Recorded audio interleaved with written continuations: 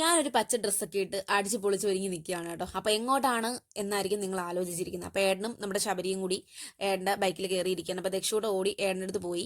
അപ്പം ഞാനും ടിൻഡും കൂടി എൻ്റെ വണ്ടിയിൽ പോകാനായിട്ട് ഞങ്ങൾ പോവാണ് കേട്ടോ.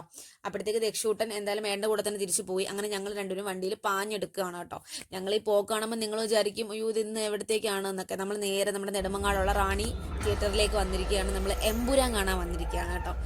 എനിക്കും ഞാനും ആകെ മൊത്തത്തിലൊരു എക്സൈറ്റ്മെൻ്റ് ആയിരുന്നു മൂവി എങ്ങനെയാണ് എന്നുള്ളതൊക്കെ. നമ്മുടെ പൃഥ്വിരാജിൻ്റെ ഡയറക്ഷനിലുള്ള മൂവിയാണ്. സത്യം പറഞ്ഞൊരു ഹോളിവുഡ് സിനിമ നമുക്ക് കണ്ട പോലൊരു ഫീലിംഗ് ആയിരുന്നു. ഒരു അത്രയ്ക്ക് സൂപ്പർ ഫിലിമാണ്. നിങ്ങൾ കാണാത്തവരാരെങ്കിലും ഉണ്ടെങ്കിൽ ഉറപ്പായിട്ടും തിയേറ്റർ എക്സ്പീരിയൻസിലായിട്ട് തന്നെ പോയി കാണണം.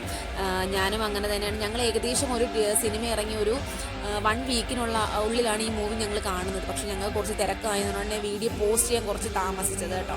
എനിക്ക് ഭയങ്കരമായിട്ട് മൂവി ഇഷ്ടപ്പെട്ടു. നിങ്ങൾ ഉറപ്പായിട്ടും കാണണം. കണ്ടിട്ട് നിങ്ങൾ എന്തായാലും നിങ്ങളുടെ അഭിപ്രായം എനിക്ക് കമൻ്റായിട്ട് നിങ്ങൾ എന്തായാലും രേഖപ്പെടുത്തണം കേട്ടോ. പിന്നെ അത് മാത്രമല്ല, അതിലുപരി നമ്മുടെ മോഹൻലാലിൻ്റെ എൻട്രി ഒക്കെ സൂപ്പറാണ്. പൃഥ്വിരാജിൻ്റെ ഒക്കെ നല്ല അടിപൊളി സിനിമയാണ് കേട്ടോ. അങ്ങനെ എന്തായാലും നമ്മളെ കൂടെ ശബരി ഉണ്ടായിരുന്നു. ശബരിക്ക് ഭയങ്കര നാണമൊക്കെ ഉണ്ടായിരുന്നു കേട്ടോ. അങ്ങനെ എന്തായാലും മൂവി എന്തായാലും ഒരുവിധമുള്ള ആളുകളെല്ലാവരും കണ്ടിട്ടുണ്ടെന്നാണ് എൻ്റെ ഒരു ആത്മവിശ്വാസം. എന്തായാലും നിങ്ങൾ തിയേറ്ററിൽ പോയി തന്നെ കാണണം കേട്ടോ. പിന്നെ ഈ സിനിമ അത്ര വിവാദമാക്കേണ്ട കാര്യങ്ങളൊന്നുമില്ല. സിനിമയെ പോലെ തന്നെ കാണണം, അത്രേ ഉള്ളൂ.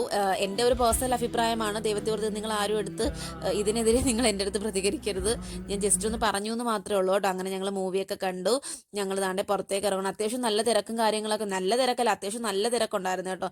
അങ്ങനെ എന്തായാലും ഞാനൊരു കുപ്പിവെള്ളമൊക്കെ വാങ്ങിയിട്ടുണ്ടായിരുന്നു. ദക്ഷൂട്ട് ഭയങ്കര ബഹളവും കുറുമ്പും ഒക്കെ ആയിരുന്നു കേട്ടോ.